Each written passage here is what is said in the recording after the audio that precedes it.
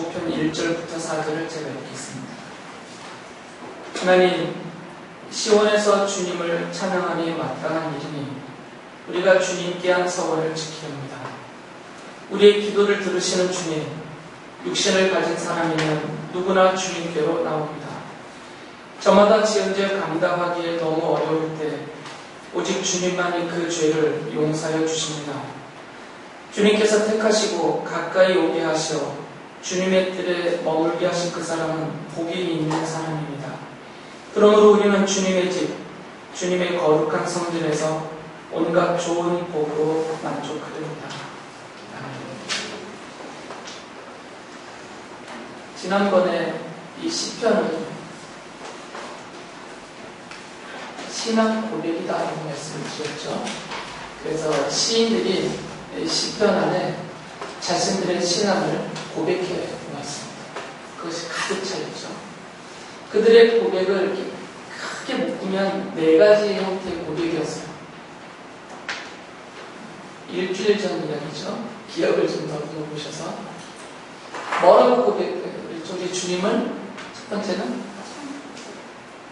모르시면 컨닝이라도 하시고 주님을 창조주라고 고백을 했어요. 이게 가득 차 있어요. 10편 1편에서 150편 안에. 그리고 두 번째는 주님은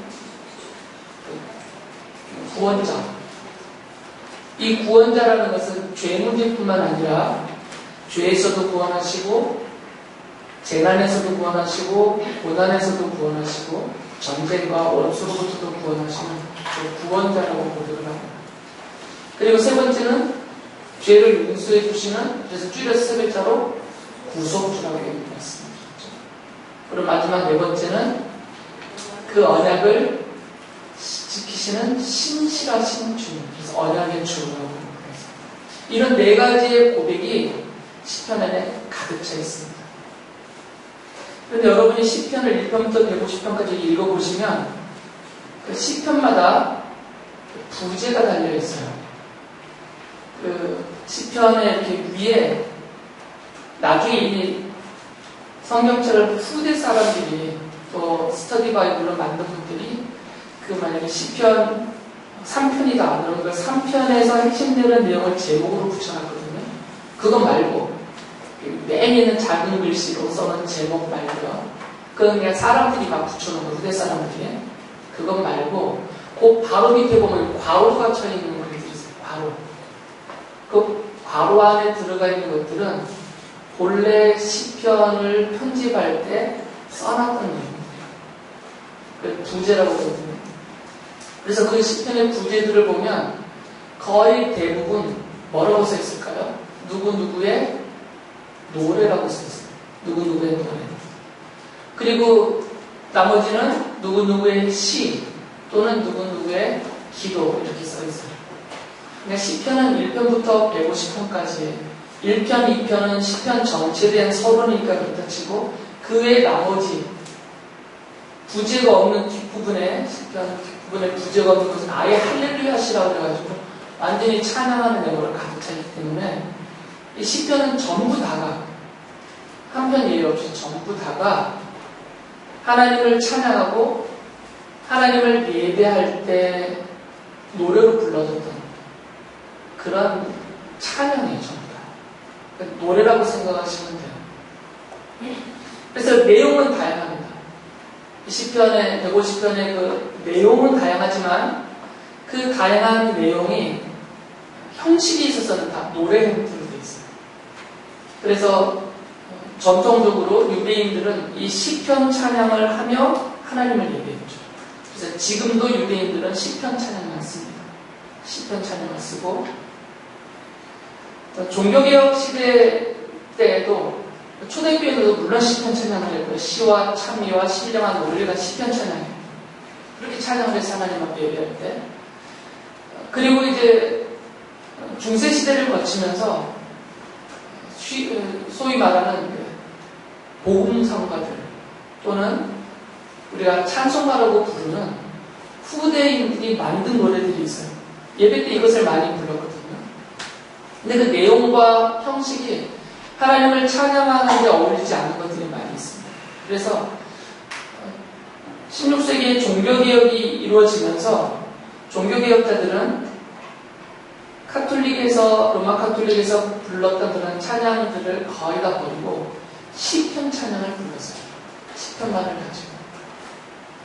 근데 이게 계속 시대가 바뀌어오면서 이 시편 찬양은 부르기 너무 어려워요.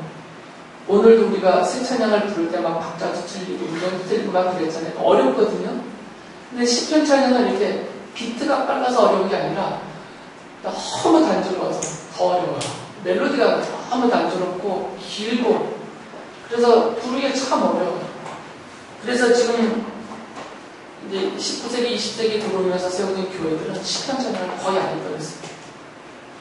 그러다 요즘 개혁주의를 표방하는 그런 교회들, 이런 교회들 중심으로 시편 찬양을 다시 부르기 시작합니다.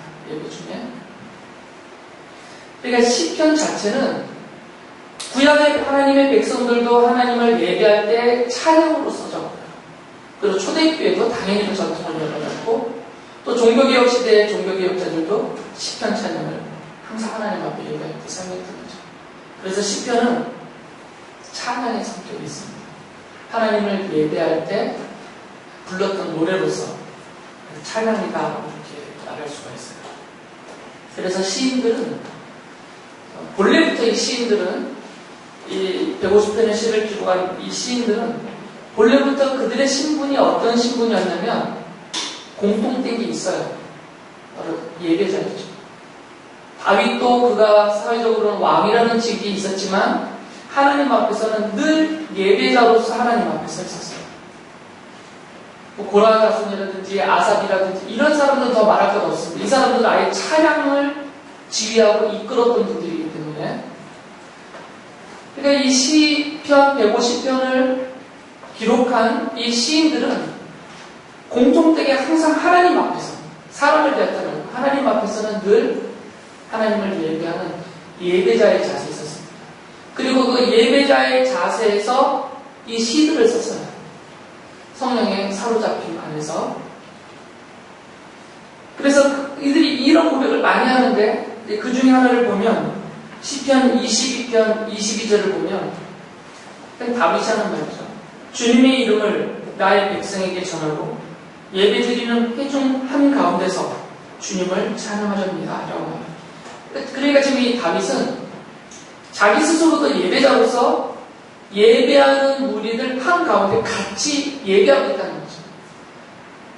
별도로 따로 왕좌에 앉아 있는 것이 아니라 왕좌에서 내려와서 함께 이 예배하는 하나님 앞에 예배하는 예배자들 무리 속에서 하나님을 찬양하고 경배하고 하나님 앞에 예배한다라고 말해요.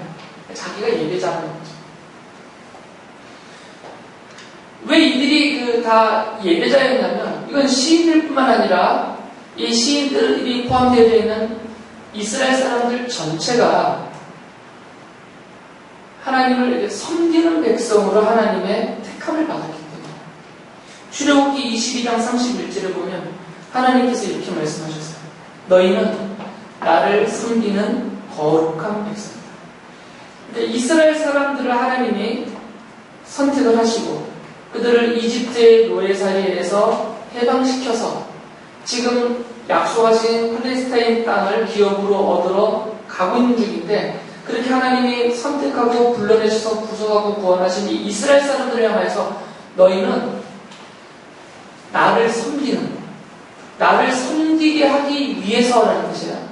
너희는 오직 나만을 섬기는 나만을 섬기게 하려고 내가 택한 내 백성이다라고 말씀하셨어요. 그러니까 이 시인들을 포함해서 모든 이스라엘 사람들은 오직 하나님만을 섬기는 백성이에요. 이 섬김의 가장 중요한 것이 예배이죠. 주를 섬김의 가장 중요한 것이 예배예요. 예배하며 섬기는 것이고 자기의 전 생애를 다 통하여서 살면서도 주님을 섬기는 거니까. 그래서 하나님은 이 이스라엘 사람들에게 하나님 외에는 다른 신을 섬기는 것을 허용하지 않았어요. 출애굽기 20장 3절에서 10계명 중에 하나님이 분명하게 말씀하셨어요. 너희는 내 앞에서 다른 신들을 섬기지 못한다. 오직 하나님만을 섬기는 자, 오직 하나님만을 예배하는 자들, 하나님이 그 목적으로 이스라엘을 선택하고 부르셨다는 것입니다. 그래서 시인들은 자기네 본질을 알기 때문에 그들이 본질적으로 예배자로 부름받고 예배자로 선택받았다는 것을 알기 때문에 늘 주님 앞에 예배하겠다라는 다짐을 갖고 있어요. 그래서 27편 8절에 이렇게 그가 말합니다. 주님께서 나더러 내게 와서 예배하여라 하셨을 때 주님 내가 가서 예배하겠습니다 하고 대답하였으니 주님의 얼굴을 내게 숨기지 말아 주십시오라고 합니다. 그러니까 주님이 우리 하나님이 자신에게 너 이리 와서 예배하라라고 부르셨다는 거죠. 그럼 부르심을 받았을 때 그런 핑계를 대거나 거역을 하지 않고 기쁨으로 달려와서 주님을 예배하겠다라고 말해요. 그러니까 자기가 예배자라는 것을 아는 거죠. 주께서 예배자로 부르셨고 자기도 예배자라는 것을 알기 때문에 힘써 최선을 다해서 주님 앞에 예배하겠다라고 그가 고백을 해요. 그러면서 이 시인들은 자기뿐만 아니라 그리고 자신들이 포함되어 있는 이스라엘 민족뿐만 아니라 그것을 더 확대해서 이 땅에 있는 모든 민족들이 주님을 찬양하고 경배하고 예배하게 될 것이다. 그것을 고대하면서 바라보고 있어요. 그런 내용을 시에 썼습니다. 22편 27절에 보면 땅끝에 사는 사람들도 생각을 돌이켜 주님께로 돌아올 것이며 이 세상 모든 민족이 주님을 경배할 것이다. 그렇기 때문에 촉구를 해요. 이 시인들이 쓴 시를 보면 이스라엘 사람들을 향하여서 또 세상 사람들을 향하여서 그들이 막 촉구를 하죠. 95편 6절에 이렇게 말합니다. 오너라 우리가 엎드려 경배하자. 우리를 지으신 주님 앞에 무릎을 꿇자. 주님을 경배하고 주님을 예배하는 자리로 오라 이것입니다. 정리를 하는 이 시인들은 본질적으로 자신들이 하나님을 예배하는 예배자로 부르심을 받았다는 것을 믿고 있어요. 그렇기 때문에 이들이 이게 고백하는 우리 주님에 대한 그런 모든 신앙 고백이 이 시의 형태로 또 기도의 형태로 노래의 형태로 그들이 고백을 했을 때 이것을 다 주를 찬양하며 경배하여 높여드리며 주를 예배하기 위해서 기록을 했다는 거죠. 이게 시편 기록의 중요한 또 다른 목적이에요. 그리고 하나님이 왜 이 시편을 기록한 이 시인들을 강하게 사로잡아서 이 시들을 쓰게 하셨냐면 그들의 신앙 고백이 노래로서 예배 때 찬양으로 올려지게 함으로 인하여서 하나님이 주님을 섬기라고 부르신 모든 주의 백성들, 구약의 이스라엘뿐만 아니라 참된 믿음의 자손인 교회로 보이는 성도들을 포함해서 모든 하나님의 백성들이 자신이 예배자로 부르심을 받았는 줄 알고 이 시인들의 고백처럼 주님을 창조주로 고백하고 구원자로 고백하고 구속주로 고백하고 언약의 주라고 고백하면서 그렇게 하나님 앞에 예배하기 위해서 예배하도록 하기 위하여서 이 시편을 기록하게 하셨다는 거죠. 이게 시편의 또 중요한 기록의 목적이고 그 의미이고 내용입니다. 이런 흐름에서 시인들이 이 시편 1편부터 150편을 쓰면서 아주 중요하게 사용했던 단어가 있어요. 가장 중요하게 강조를 했고 또 아주 많이 반복적으로 쓴 단어들이 있는데 그 중에 하나가 성전이라는 단어입니다. 성전. 시편을 보면 성전 또는 성소 또는 하나님의 집 또는 장막, 성막 이런 표현들로 쓰여져 있습니다. 다 성전을 가리킵니다. 시인들이 가장 중요하게 여겼던 중심 단어 중에 하나예요. 성전. 왜 이렇게 이들이 성전에 강조점을 두고 있냐면 성전의 중요한 기능이 뭐냐면 예배하는 기능입니다. 하나님 앞에 하나님의 백성이 나와서 하나님을 예배하는 그런 기능이 성전의 중요한 기능 중에 하나예요. 성전은 물론 죄인들이 하나님 앞에 죄 용서를 받는 이런 숙주의 기능이 강합니다. 그리고 또 그 하나님 앞에 개인적으로나 민족적으로 탐험, 간구, 부르짖는 그런 기도가 되어지고 기도가 응답되는 그런 기능이 있는 장소예요. 그러나 이거 못지않게 또 중요한 성전의 기능이 뭐냐면 왕으로부터 모든 백성이 하나님이 정하신 절기마다 그리고 하나님이 정하신 그 날만 되면 함께 모여 주님 앞에 예배하는 기능이 성전에 있어요. 성전은 예배의 장소입니다. 또 다른 기능으로. 그리고 시인들은 본질적으로 자기들이 예배자이니까 예배자로서 자신과 자기의 백성들이 하나님을 예배하러 어디로 가야 되겠어요? 성전으로 가야 되지 않겠어요? 그러니까 성전을 강조합니다. 그래서 시인들이 이 성전에 대한 것들을 아주 많이 해요. 수를 해야지 어렵죠. 그래서 27편 4절에 보면 이렇게 고백을 하죠. 주님, 나에게 단 하나의 소원이 있습니다. 나는 오직 그 하나만 구하겠습니다. 그것은 한평생 주님의 집에 살면서 주님의 자비로우신 모습을 보는 것과 성전에서 주님과 의논하면서 살아가는 것입니다. 이게 시인들의 소망이에요. 단 한 가지 소망. 여기서 말하는 단 한 가지라는 것은 이것밖에 없다가 아니라 이게 최고다는 거죠. 가장 간절한. 모든 것을 버리더라도 이거 하나만큼은 꼭 이루고 싶은 소원. 그것이 성전에서 주님을 예배하면서 주님과 함께 사는 생활. 그렇게 사모함을 갖고 있어요. 왜 이렇게 이들이 성전을 사모하냐면, 이렇게 성전을 사랑하고 사모하냐면, 바로 그 성전에 누가 계시기 때문일까요? 우리 주님이 계시기 때문이에요. 그래서 11편 4절에서 이렇게 말하죠. 주님께서 그의 성전에 계신다. 주님이 그 성전에 계세요. 그러니까 그 성전을 사랑합니다. 그래서 26편 8절에 이렇게 고백하죠. 주님께서 계시는 집을 내가 사랑합니다. 주님의 영광이 머무르는 그곳을 내가 사랑합니다. 연결이 되는 거죠. 예배자로 자기를 부르신 그 부르심을 알고 자기를 부르신 주님을 사랑하죠. 그런데 그 주님이 계시는 그곳이 성전이기 때문에 그래서 성전을 사랑하는 거죠. 이게 시인들의 근본적인 마음이에요. 그렇기 때문에 이들이 이 시편은 복 있는 사람과 그들이 누리는 복에 대한 이야기가 가득 되어 있다고 했잖아요. 그래서 이 시인들이 생각하고 있는 가장 중요한 부분은 뭐냐면 성전에 나와서 하나님을 예배하는 것. 그런 사람이 가장 복 있는 사람이다라고 생각을 하고 있었어요.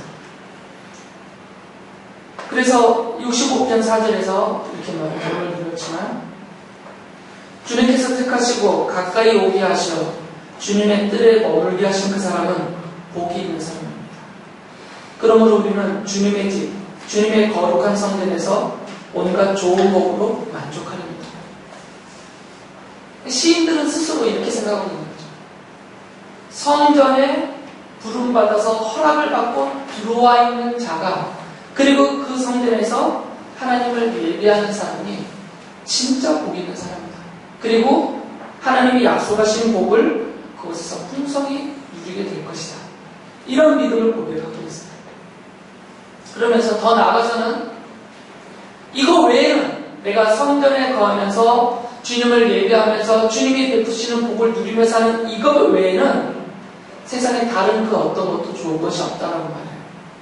84편 10절에서 이렇게 말하죠.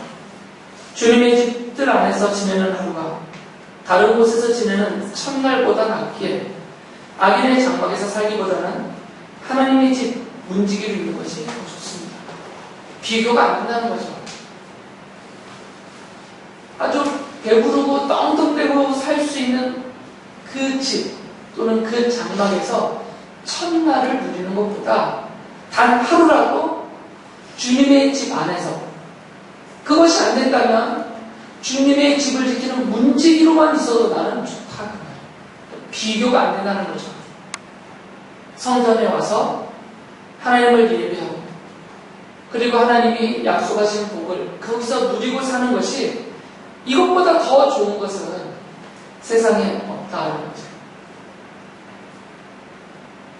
그래서 모든 시인들은, 그리고 모든 하나님의 진정한 백성들은 늘 성전에 나옵니다. 늘 성전에 모이고 늘 성전에 나와서 하나님을 예배했어요. 그리고 그 기쁨을 누렸던 거죠. 그러다 만약에 사정이 안 좋아서 병에 걸렸거나 또는 멀리 떠나 있거나 아니면 심지어는 전쟁에 져서 포로로 끌려가 있다 하더라도, 그래서 직접 성전에 나올 수는 없다 하더라도 그런 사정 안에서도 그들은 늘 성전을 바라보고, 그러니까 성전이 있는 방향을 바라보면서요, 성전이 있는 방향을 향하여서 그들은 기도하며 찬양하며 그렇게 예배했던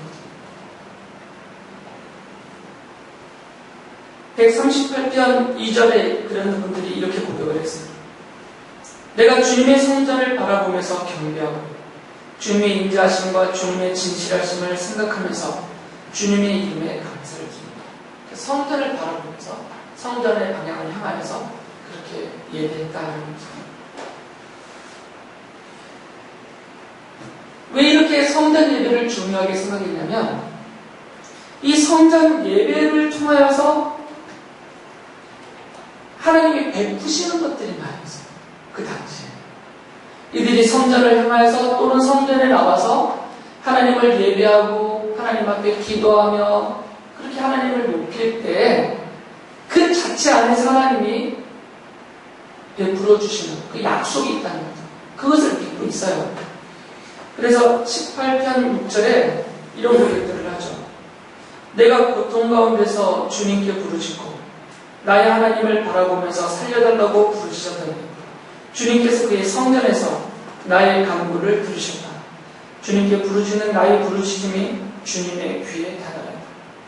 그러니까 늘 이 성전에 주님이 계시다라고 그들이 믿고 있었고, 힘써 성전에 나와서 주님을 예배하면서 주님 앞에 부르짖을 때 거기 계시겠다고 약속하셨던 주님이 그 기도, 그 간구를 들으시고 응답하셨다는 거죠. 죄를 용서해 주시고 구원을 해주시고 또 도와주시고 은혜를 베푸시고 복을 베푸시는 그런 응답을 받았다는 거죠. 그래서 이같이 성전 예배를 중요하게 여겼던 것입니다. 그래서 시인들의 소망은 뭐냐면 이 성전이 영원하기를 바라고 있어요. 그리고 주님께서 또 그렇게 약속도 하셨으니까 이 주님의 성전이 영원할 것을 믿고 영원히 지속되기를 바라보죠. 그래서 93편 5절에 이런 식으로 말해요. 주님의 집은 영원히 거룩함으로 단정하고 있습니다. 그리고 그 성전에 주님의 권능과 영광이 영원히 함께하기를 기대하고 있죠. 내가 성소에서 주님을 뵙고 주님의 권능과 주님의 영광을 봅니다. 그래서 시인들은 이런 소망이 있어요. 내가 이 주님의 성전에서 영원히 살고 싶다. 그게 시인들의 공통된 소망이 있어요. 23편 6절에 이렇게 말하죠. 진실로 주님의 선하심과 인자하심이 내가 사는 날 동안 나를 따르리니 나는 주님의 집으로 돌아가 영원히 그곳에서 살겠습니다.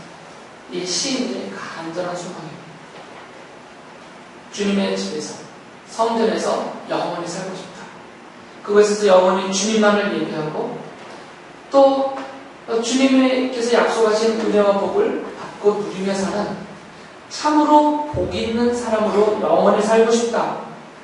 이것이 이 시인들의 공통된 소망이고 고백입니다.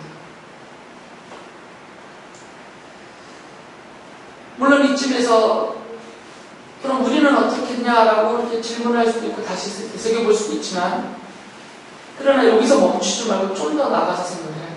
조금 더. 왜 그러냐면 성전이 파괴되고 없어져 버렸기 때문에.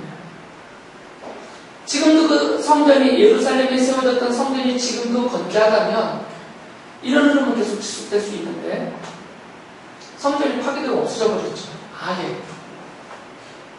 바빌로니아의 군대에 의해서 1차 반반 파괴가 되었고 주전 586년에 그러다 다시 재건됐던 성전이 로마의 티투스에 의해서 주 70년에 완전히 파괴되어 버렸어요. 그럼 성전이 없어져 버렸어요. 돌 위에 돌 하나 남지 않게 다 없어져 버렸죠. 그러니까 아무리 사모해도 예배하러 들어갈 성전이 없어요, 지금. 그러니까 지금 여기서 멈춰버리면 이 성전 예배가 사라져버렸기 때문에 우리하고 아무 상관이 없는 것이 되어버리는 거죠. 그런데 이 성전 예배가 그치지 않았어요. 성경은 이것을 끊어졌다, 그쳐졌다라고 말하지 않고 성전 예배가 완성되었다, 완전하게 성취되었다 이렇게 표현을 하죠. 성전을 포함해서 구약에 등장하는 많은 사람들, 또 많은 사물들, 그리고 많은 사건들, 구약 성경에 기록되어 있는 이런 인물, 사물, 사건 이런 모든 것들은 장차 구세주로 오실 우리 주님 예수 그리스도에 대한 모형이며 예표예요. 그건 제가 계속 끊임없이 반복적으로 말씀드릴 텐데요. 그건 예수님이 직접 하신 말씀이에요. 예수님께서 직접 그렇게 하셨어요. 모든 성경은 나에 대해서 말하고 있다고 예수님이 직접 언급하셨어요. 그리고 실제로 신약의 성경 기록자들은 다 그렇게 해석을 하고 있어요. 구약에 있는 것들. 사람이든 성전을 비롯한 이런 사물들이든 아니면 뭐 출애굽이나 유월절 같은 이런 사건들, 이런 모든 것들이 다 예수 그리스도를 계시하고 가리키고 있다라고 말했어요. 모형으로서. 그래서 히브리서 기록자도 이렇게 말하죠. 히브리서 8.5절에 보면 그러나 그들은 하늘에 있는 것들의 모형과 그림자에 지나지 않는 땅에 있는 성전에서 섬깁니다. 이게 제사장들 말이에요. 구약의 제사장들. 그러니까 이 땅에 있는 성전은 모형이고 그림자라는 거죠. 하늘에 있는 것의 모형이고 그림자. 미리 보여주는 거죠. 하늘에 갈 수 없으니까. 하늘에 가서 보게 될 것들을 이 땅에서 미리 보고 알라고 모형으로, 이 하늘에 있는 실체의 모형으로 그림자로 세워주신 것 중에 하나가 성전이라는 거죠. 그리고 그 성전 안에서 행해졌던 모든 것들, 제사와 예배와 모든 것들, 이런 것들은 다 하늘에 있는 성전과 하늘에 있는 성전에서 드리게 될 그 예배에 대한 그림자로서, 모형으로서 이 땅에 세워주시고 행하게 하셨던 것이다라고 성경에 해석을 해줘요. 그러니까 이렇게 연결해서 보면 시인들이 그렇게 사모하고 그렇게 영원하기를 기대하고 바라보고 있었던 그 성전과 그 성전 예배는 다 하늘에 있는 그 성전과 그 하늘에서 드려질 예배를 가리키고 있고 바라보고 있는 것이다. 그래서 사도 요한이 성령의 이끌림을 받아서 하늘에 올라가서 하늘을 봤어요. 천국에 들어간 겁니다. 하늘에 들어가서 봤어요. 거기서 그가 바라본 광경을 쭉 설명해 놓은 게 요한계시록이에요. 근데 요한계시록 21장 22절에서 사도 요한이 본 광경 중에 이렇게 설명해요. 나는 그 안에서 성전을 볼 수 없었습니다. 그가 성전을 볼 수 없었다는 것은 예루살렘 성전과 같은 성전이에요. 그것은 전능하신 주 하나님과 어린 양이 그 도성의 성전이시기 때문입니다. 누가 성전이라는 거예요, 지금? 하나님과 하나님의 어린 양이신 예수님이 성전이라고. 삼일체 하나님이 계시니까. 그러니까 이 하나님이, 예수님이 하늘의 실체, 땅에 있는 예루살렘 성전은 하늘의 실체로서의 성전의 모형이고 그림자인데 사도 요한이 하늘에 올라가서 그 실체로서의 성전을 봤더니 거기에는 이 모형으로서 모델하우스와 같은 예루살렘의 돌을 쌓아서 지었던 이런 성전은 없고 이건 모형이고 그림자니까 그 실체가 있는데 그 실체는 예수님이시다 라고 얘기를 했어요. 그러니까 그가 본 성전의 실체는 예수님이셨던 거죠. 예수님께서도 이것에 대해서 말씀하셨어요. 땅에 계시는 동안. 예수님이 십자가에서 죽임을 당하시고 무덤에 장사되었다가 3일 후에 부활하실 것을 말씀을 하셨어요. 제자들에게도 알려주시고 자기에게 메시아로서의 표적을 보여달라고 하는 유대 사람들을 향해서도 그것을 말씀하셨어요. 근데 그것을 말씀하실 때 이런 이야기를 하셨어요. 요한복음 2장 19절을 보면 이 성전을 허물어라. 그러면 내가 사흘 만에 다시 세우겠다라고 말했어요. 유대인들은 두고두고 예수님의 이 말씀을 꼬투리로 잡아서 조롱을 하죠. 성전을 허물고 3일 만에 다시 세우겠다라고 말하던 그 공갈범이다 이런 식으로 예수님을 조롱을 했어요. 왜 예수님이 하신 이 말씀은 단순한 비유나 단순한 어떤 은유적인 표현이 아니죠. 예수님은 이 성전이 지금 아직 성전이 무너지기 전입니다. 주 70년에 무너졌으니까 지금 그 예루살렘에 세워지는 이 성전이 하늘에 있는 성전의 실체로서 하늘에 있는 성전인 예수 그리스도에 대한 모형인 것을 예수께서 아시기 때문에 그러니까 이 모형으로 세워진 성전은 나를 가리킨다라는 것을 말씀해 주신 거죠. 그래서 요한복음 2장 21절에 사도 요한이 이렇게 설명을 해요. 그러나 예수께서 성전이라고 하신 것은 자기 몸을 두고 하신 말씀이었다. 그러니까 비유로 말씀하신 것이 아니라 이 성전이 예수님 당신에 대한 모형이기 때문에 이 성전이 무너지면 예수님이 죽는다는 얘기죠. 그러면 3일 만에 예수님이 부활하실 것이니까 이 성전이 다시 세워진다는 거죠. 실체로서. 그 이야기를 하신 거죠. 그러니까 예수님께서도 예루살렘에 지금 세워져 있는 이 성전을 예수님 당신 스스로다. 육체적으로도 예수님의 몸을 가리키고 있는 것이다. 이렇게 해서 표현을 하신 거죠. 그래서 이 시인들은 이 성전이 계시라는 것을 알고 있어요. 이게 모형이고 그림자라고 완전하지 않다라는 것을 시인들이 다 알고 있습니다. 왜 그러냐면 심지어는 이 시를 기록할 당시에 예루살렘에 세워졌던 성전이 파괴되고 이미 없어져 버린 상태에서도 이 시들을 썼어요.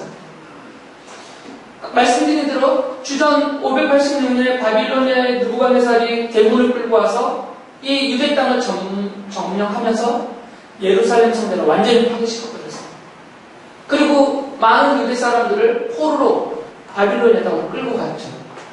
이 바빌로니아 땅으로 끌려갔다가 그곳에서 또는 그곳에서 포로로 70년 만에 풀려서 되돌아오는 사람들, 포로로 끌려가 있을 때 그리고 포로에서 풀려서 돌아왔을 때 아직 성전은 파괴되고 없는 상태에서도 많은 시인들이 시를 썼어요.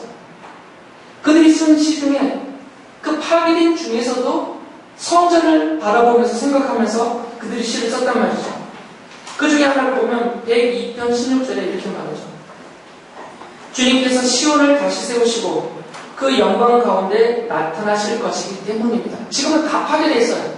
이 시온은 예루살렘을 가리키는 그리고 예루살렘 성전이 포함되는 그 성이 성과 성전 모든 게 다 파괴가 되어버렸기 때문에 다시 언젠가는 우리 주님이 오셔서 이 시온을 재건하고 성전을 다시 재건할 것이다.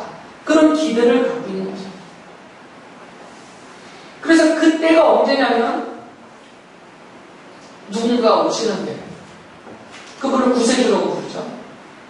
누군가 구세주가 오시는데 그분이 오셔서 모든 원수를 물리치시고 하나님의 백성들을 다 구원하시고 그리고 성전을 재건하실 분이시다. 그렇게 믿고 있어요. 시인들은 그분을 하나님의 아들이라고 불렀고 메시아라고 불렀고 또 구속자라고 불렀고 그리고 제사장이라고 불렀고 왕이라고 불렀어요. 바로 그분을.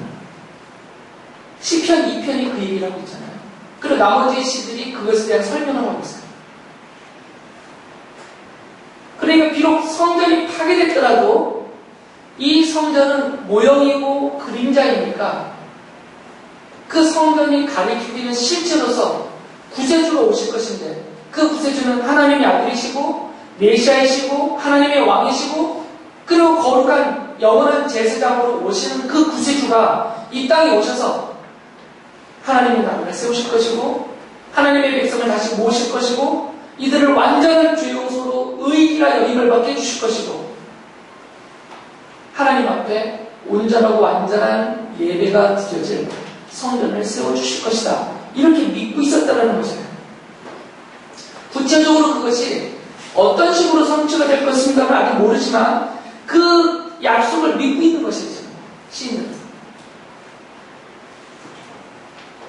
그런데 예수님이 한 번은 요한복음을 보면 이 사마리아 지역을 통과해서 갈릴리 지역으로 가려고 할 때, 그러니까 이스라엘 땅은 남쪽은 유대, 중간이 사마리아, 북쪽이 갈릴리 지방이에요. 이 삼성군이 되어 있는데, 이 사마리아를 통과해서 갈릴리 지역으로 가다가 사마리아 지방의 수가라는 마을에 도착했어요. 이 수가라는 마을에 도착해서 우물가에서 한 이 사마리아 여자를 만납니다. 그래서 요한복음 4장에 보시면 그 사마리아 여자와 예수님이 나누시는 대화들이 쭉 기록이 되어 있어요. 그건 여러분이 읽어보시면 되고, 그 중에 중요한 대화가 있는데 이 사마리아 여자가 예수님께 이런 질문을 해요. 예수님이 이제는 보통 분이 아니라는 것을 알기 때문에 말았기 때문에 대화하는 중에, 그래서 그가 평소에 갖고 있었던 궁금증이에요. 이렇게 질문을 하죠. 우리 사마리아 사람들은 이 사마리아에 세워져 있는 성전에서 예배를 하고 예배를 해야 한다라고 말하고 있고, 유대인들은 예루살렘에 세워져 있는 성전에서 예배를 하는 것이 옳다라고 말하는데 도대체 어느 말이 맞습니까? 이렇게 궁금해서 질문을 했어요. 원래는 하나님께서 예루살렘에만 성전을 세우라고 그곳을 지정해 주셨고 명령하셨어요. 다른 어떤 곳에도 허락을 안 했습니다. 그러나 이스라엘 왕국이 다윗의 아들 솔로몬의 대를 거쳐서 르호보암 때, 솔로몬의 아들 르호보암 때 부동강이 나면서 유다 지파와 베냐민 살아남은 일부 지파만 합쳐서 남쪽 유다 왕국을 구성을 하고 나머지 10개 지파가 따로 독립을 해버렸죠. 여로보암을 왕으로 세워서. 그때 여로보암이 이 북왕국에 속해 있는 사람들이 남쪽 예루살렘에 절기 때마다 내려가서 예배하지 못하게 하기 위해서 사마리아 땅에다가 성전을 따로 지었어요. 그것을 사마리아 성전이라고 부릅니다. 그러니까 예수님 때 성전이 지금 2개가 있는 거잖아요. 예루살렘에 원래 하나님이 세우라고 하셨던 성전이 있고 사마리아 땅에 여로보암이 세워놓은 성전이 아직 남아있어요. 그래서 예수님 당시에 이 사마리아 사람들은 사마리아 성전에서 예배를 했고 유대 사람들은 예루살렘 성전에서 예배했단 말이죠. 두 군데서 드려지고 있는 거죠. 이 두 족속은 서로 상종하지 않는 원수처럼 지냈기 때문에. 그래서 여인이 물어본 건 도대체 어느 곳에서 예배를 해야 됩니까? 그럴 때 예수님이 이렇게 대답을 하셨어요. 요한복음 4장 21절을 보면 여자여 내 말을 믿어라. 너희가 아버지께 이 산에서 예배를 드려야 한다거나 예루살렘에서 예배를 드려야 한다거나 하지 않을 때가 올 것이다. 한 시점이 되면, 어느 때가 되면 사마리아 성전에서 예배를 해야 되느냐 예루살렘 성전에서 예배해야 되느냐 이곳에서 예배해야 되느냐 저곳에서 예배해야 되느냐 그런 거 따지지 않게 될 그 날이 온다는 거죠. 다시 말하면 이제 성전 예배, 장소로서 성전 예배는 중요하지 않는 그런 때가 온다는 거죠. 더 나아가면 성전 예배는 끝나고 이런 장소에 구애받지 않는 또 다른 형태의 예배가 드려질 날이 온다는 거죠. 그래서 히브리서 10장 18절에서 히브리서 기록자가 이렇게 말했어요. 죄와 불법이 용서되었으니 죄를 사하는 제사가 더 이상 필요 없습니다. 죄와 불법, 모든 죄가 다 용서받아 버렸어요. 그러니까 이제는 죄의 용서를 받기 위한 제사는 더 이상 필요 없다는 거죠. 그런데 죄의 용서를 받기 위한 제사는 어디에서 드려져요? 성전에서 드리시나요? 그러니까 성전이 필요가 없는 거죠. 이것이 왜 가능하냐면 예수께서 십자가에서 죽으신 거죠. 속죄의 제사를 드리신 거죠. 그래서 히브리서 저자가 똑같은 얘기를 했어요. 그것에 대해 설명하면서 주님께서 이 속죄의 제사를 완전히 드리셨다. 십자가에서 화목제물로서 예수님 당신 스스로의 몸을 제물로 바치면서 이 속죄가 완전히 이루어지는, 그래서 죄인들이 하나님의 자녀가 되어서 하나님과 화목하게 하나님의 나라 백성이 되어 하나님만을 섬기는 이런 완전한 구원이 주님의 십자가를 통해서 완성되고 성취가 되었다. 히브리서가 그 얘기를 다 설명하는 성경이에요. 그렇게 말을 하고 있죠. 그러니까 이제는 성전 제사가 필요가 없어진 거죠.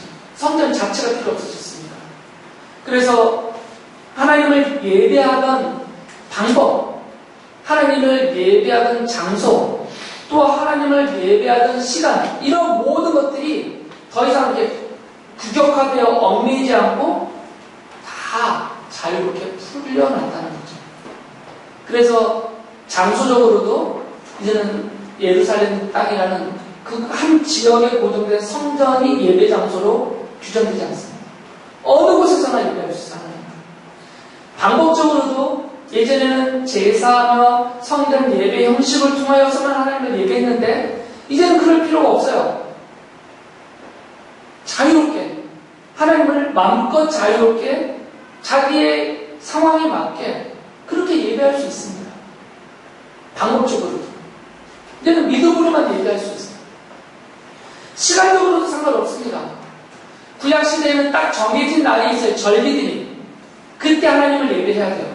무슨 사정이 있든 간에. 그러나 이제는 시간적으로 얽매이지 않습니다. 아무 때나 하나님을 예배해도 돼요. 일요일에, 일주일에 하루 일요일만 예배하는 날이 아니에요. 왜 이날 모여서 예배하냐면 이날이 쉬는 날이기 때문에 모여 예배하는 겁니다. 회사에 출근하는데 어떻게 예배를 해요? 그러니까 월요일에 예배하기가 어렵죠. 다 출근하니까. 그래서 주중에는 예배하기가 어려워요. 성도들이 다 모여서 예배하기가. 그러나 일요일은 나라에서 법으로 쉬라고 해준 날이기 때문에 이날은 다 쉬니까 쉬는 날 다 모일 수 있으니까 일요일날 모여 예배를 했을 뿐이에요. 물론 주님의 부활하심을 더 기억하기 위해서 일요일날 모인 것은 있지만 이제 그날이 쉬는 날, 공휴일로 지정이 되었으니까 이날 모여 예배하는 거죠. 그래서 여러분들이 일요일날 예배 안 하면 지옥 가는 거 아닙니다. 월요일날 모여서 예배했다고 잘못하는 건 아니에요. 그러니까 시간적으로도 자유로워졌어요. 모든 것은 성전에 다 매여 있었거든요. 방법도, 장소도, 시간도. 백성조차도 유대인들이라고.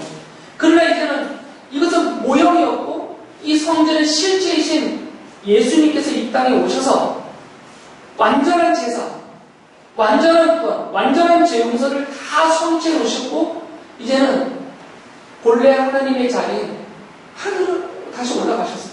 사도 요한은 그것을 봤던 거거든요. 그러니까 이제 이 땅에 매여있는 모든 것은 주께서 다 없애버리셨어요. 그래서 이제는 믿음으로 주님 안에서, 믿음으로 우리 주 예수 그리스도 안에서 우리는 마음껏 어느 곳에서나 예배할 수 있고 어느 때든지 예배할 수 있고 믿음으로는 자유롭게 어떤 형태로든 하나님을 예배할 수 있게 된 것이죠.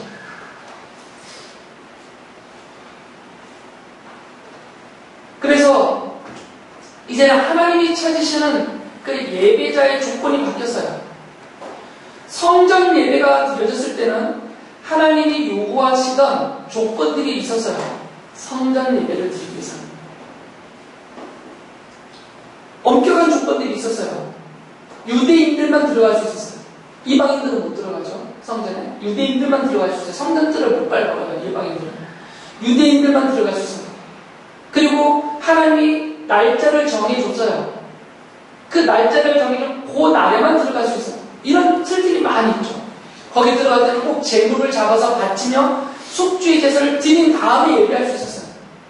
그런데 이제는 하나님이 그런 조건으로 예배자를 부르시지 않습니다. 예수님이 직접 말씀해 주세요. 하나님이 찾으시는 예배자가 누구인가? 요한복음 4장 23절입니다. 앞에 보시면서 같이 한번 읽어요. 그러면서 마음에 좀 새기셔야 돼요. 시작. 참되게 예배를 드리는 사람들이 영과 진리로 아버지께 예배를 드릴 때가 온다. 지금이 바로 그때이다. 아버지께서는 이렇게 예배를 드리는 사람들을 지키십니다. 지금 하나님 아버지가 찾는 예배자는 누구냐면 이 시편을 기록한 시인들과 같은 믿음을 갖고 그런 같은 신앙의 고백을 하고 주님을 나의 창조주요, 나의 구원주요, 나의 구속주요, 내 언약을 나에게 하신 하나님을 신실하게 지켜주신 언약의 주라는 것을 믿는 그 믿음을 가지고 그리고 이 모든 것을 완전하게 성취하시는 성전의 실체로 쏘신 예수 그리스도를 믿고 그 믿음을 가지고서 주님의 말씀 안에서 그리고 내 온 힘과 뜻과 주님이 내 마음과 목숨과 뜻과 생명을 다하셨던 말씀을 따라서 최선을 다해서 주님을 예배하고자 하는 그 사람들, 주님은 그들을 예배자라고 부르십니다. 여러분들이 시편을 읽으면서 그런 예배자가 되셔요. 시편은 예배자들의 고백입니다. 그래서 우리가 이런 같은 믿음의 고백을 하는 예배자로서 그들이 그렇게 성전을 사모했던 것처럼 성전의 실질이신 우리 주님을 간절히 사모하고 그들이 성전 예배를 그렇게 좋아했던 것처럼 우리도 주님 안에서 모여 하는 예배를 그 어떤 것보다도 최우선시하는 그런 예배자의 심정을 가져야 될 것이고 그리고 그들이 성전 안에 들어와서 예배하는 자가 가장 복된 자라고 찬양하면서 그것을 성전 안에서 영원히 누리며 살겠다는 소망이 있었던 것처럼 우리도 예수 그리스도 안에서 믿음으로 주님을 섬기는 이 예배의 삶이 가장 좋은 것이고 그 삶을 누리는 우리야말로 정말 가장 복 있는 사람으로 택하여 부르심을 받았다는 것을 깨닫고 그것을 감사하면서 그렇게 주님을 찬양하면서 그렇게 예배하는 복을 누리는 여러분들이 되시기 바랍니다.